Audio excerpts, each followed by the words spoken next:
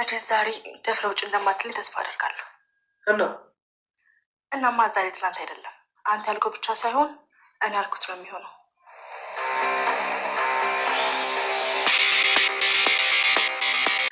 ባሏ ከሌላ ሴት 2 ልጅ ወልዶ ሳታውቅ በኋላ ላይ ብትደርስበት ከዛ በኋላ ብትገለው ትክክል ነች ብለሽ ነው የምታስቢው? ከማን እንዴት በምን ሁኔታ የሚለው ነገር ይወስኗል። እና መውለድ ሁሉ ትክክል አይደለም እያልሽ ነው? አዎ፣ ለምሳሌ አንድ ሰው ተሳስቶ ሰክሮ ወይ ደግሞ በቃ ከአቅሙ በላይ በሆነ ሁኔታ ስሜት አሸንፎት ሊሳሳት ሊወድቅ ይችላል። ይህን ሰው መቼም ትግደለው ይባላል። ማለት ቆይ 2 ጊዜ ቢሆንስ?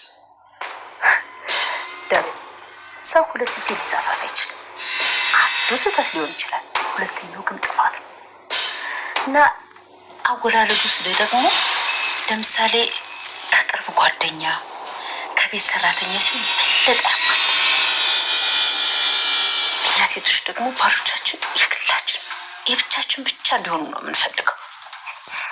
በእርግጥ መግደልን አልደግፍ፣ ግን ለወሰን ለተባል በተለይ ደግሞ ከአንዴም 2 ጊዜ ለወሰን ለተባል በምንም አይነት ሁኔታ ምንም አይነት ርህራሄ ይቅርታ አያስፈልገው።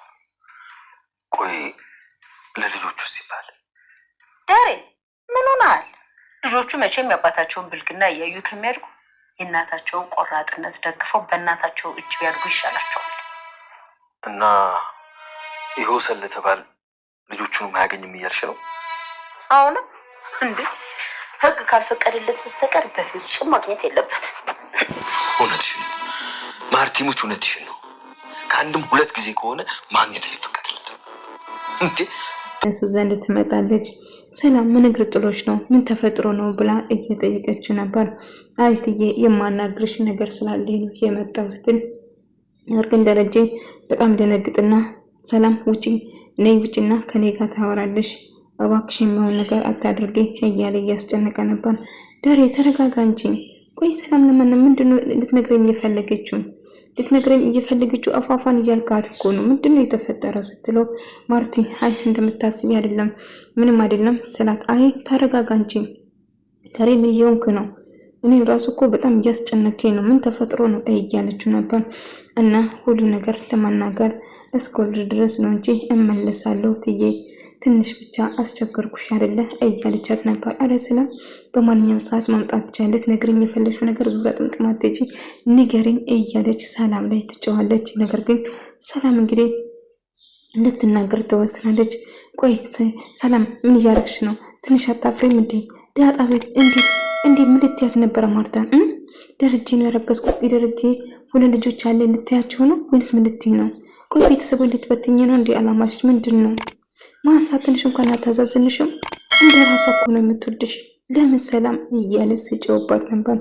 ማርታ ቁርጠኛ መሆኗና እንዲሁም ልጆቿን እንደማታሳይም ብለው ላይ ማገጠ ከአንድ 2 ስህተት የሰራ በኋላ መቼ ምቅር እንደማትሉ ስትነግረው በጣም ከፋና በጣም አዘነ። ማርቲ መቼ ምቅር አትለኝም? እኔ ከአንዴ እኮ 2 ጊዜ ነው የሄድኩት፣ ስለዚህ መቼ ምቅር አትለኝም በማለት እጅግ በጣም ያዝናል።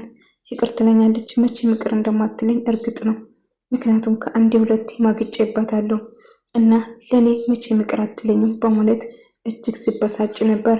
እና አሁን ምን ማድረግ አለብኝ? በቃ ልጆቼ ልበተን ነው፣ ትዳሬ ልበተን ነው። ሰላም ቆርጣ ተነስታለች። ሁሉ ነገር ለማርታ ለመናገር ወስናለች። ምን ማድረግ አለብኝ ነው? ፈጣሪ ለምን አትገለኝ እያለ መሞቱ ተማጸነ። ምክንያቱም ለማርታ ምን ብዬ ነው የምነግራት? ከአንዴ 2 ስህተት ምንድነው የምለው? ዳጣ የኔ ልጅ ነው ልበላት? የተረገዘ ልጅስ የኔ ልበላት? ምን አባቴ ብንምሻል? ማርታ ንጹህ ሰው ነች፣ እኔ ነኝ የእሷን አልጋ ቆሽሽኳት እያለ በጣም ራሱን እየተረገመ ነበር። ግን ሰላምና እትዬ ምን ላወሩ ነበር ብላ ናታ ስትጠይቀው አላቅም ምን ልታወራ ትችላለች።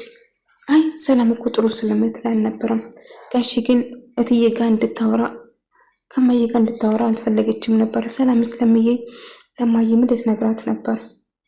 ቢሆንም ግን ግራ የሚያጋባ ነገር ነው ናታን ስትል ሰላም ዳጣ ከኔ ጋር እንድትቆይ ይፈልጋለሁ ከኔ ጋር ሁኚ ስትላት ነበር። አይ ከአንቺ ጋር መሆን አልችልም፣ ግን እየመጣሁ ጠይቅሻለሁ፣ ቃል እገባለሁ፣ ቤቱ አይበቃንም። አይ ከዚህ የተሻለ ቤት ይከራያለን፣ ስለዚህ እባክሽ ከኔ ጋር ሁኚ ስትላት እሷ ግን አባቷን ጥላ ከእሷ ጋር መሆን እንደማትፈልግ ስትነግራት ሰላም ትናደድና እኔ እኮ የአንቺ እናት ነኝ ብላ ልትናገር ምንም አልቀራትም ነበር። እና አንቺ ምን ሰላም ተረጋጊ እንጂ ስሜታዊ እየሆንሽ ነው፣ እርግዝና ነው ወይንስ ምንድን ነው? ደረጀ ቁጣ እያለ እየተበሳጨ ስለሆነ ማርታ ግራ ገባት። ደረጀ ምን እየተፈጠረ ነው? ምን እየሆንክ ነው? ጸባይ ግራ እያጋባኝ ነው። ትነጫነጫለህ፣ አንዳንድ ነገር ጥያቄ ትጠይቀኛለህ፣ ስመልስልህ የሆነ ግራ የምታጋባ ነገር ነው። ችግሩ ምንድን ነው ብላ ጠየቀችው። ማርቲ አንቺን ላስከፋና ላሳዝን አስቤም አልሜም አላቅም። መቼም ቢሆን አንቺን ላሳዝንሽ አልፈልግም፣ ግን የተፈጠረው ነገር አንዴ ተፈጥሯል። ምን አባት ያደርጋለሁ? ሁሉ ነገር ባይፈጠር ደስ ላይ ነበር፣ ባይሆንም ደስ ላይ ነበር። አንቺ ንጹህ ሰው ነሽ እያላት ነበር። ግን ልትነግረኝ ያልፈለግኩት ነገር ደሬ ምንድን ነው ንገረኝ እስቲ ብላ እየጠየቀችው ነበር። ማርቲ እንዴት ብዬ እንደማስረዳሽና እንዴት ብዬ እንደምነግርሽ ግራ ገብቶኛል። አንቺ ንጹህ ሰው ነሽ ሰላም፣ እንዴት እሷ ላይ ትጫወቻለሽ? ማርታ እኮ ለአንቺ አትገባሽም እያለ ስጫው ነበር። ጋሽ እባክህን ተረዳኝ፣ እኔም እኮ ልጄን ማግኘትና ልጄን ማቀፍና የናፈቀችን ልጄን ማግኘት እፈልጋለሁ ስትል ደረጀ ጭራሹ እዚህ ገብቼ መኖር እፈልጋለሁ ትላለች። እንዴት አድርጌ ነው አንድ ቤት ውስጥ አንድ ላይ እንዲኖሩም አድርገው? ማጣሪ ምን አድርጌ ግን ምን አይነት በልጅነት ቤተሰቦች ረግሞ ይሁን እንዴ እያለ እየተበሳጨ ነበር። አባዬ በጣም ግራ ተገብቷል። ናታን አባዬ አሁንም በድጋሚ ጭንቀት ውስጥ ገባ። ምን ተፈጥሮውን አባዬ የሆንኩ ነገር አለ ብላ ስትጠይቁ ምንም እንዳልሆነና ምንም እንዳልተፈጠረ ነበር ደጋግሞ ሲናገር የነበረው። ነገር ግን የሆነ ግራ የሚያጋባ ስሜት እየተፈጠረ እንደሆነ ተረድቷል። ግን ምንድን ነው እየተካሄደ አለ? አብዬን እዚህ ናታን እያስጨነቀች ነው፣ ሰላም እዛ ደረጃ ላይ እያስጨነቀች ነው። እና አብዬን እያደረገችው ያለችው ናታን መቼም እንደማይቀበላትና መቼም እንደማይፈልጋት ስላወቀች አሁን ከአንተ ጋር መሆን እፈልጋለሁ፣ የእሷ ፍላጎት ናታን እንዳስረግዛትና ካረገዘች በኋላ ጎቶሰውን በግዱ ያገበኛል ብላ ታስባለች። እና ማስተፋቀርም ጭምር ልታስራለት ትሞክራለች። ምን ማድረግ እንዳለበት ከዳቃ ጋር የሆነ መፍትሄ ማምጣት እንዳለባቸው እያወሩ ነበር። እና ጭራሽ ብላ ራቁቷን ወደ እሱ ክፍል ትገባለች። ከእሱ ጋር ለመሆን ትወስናለች።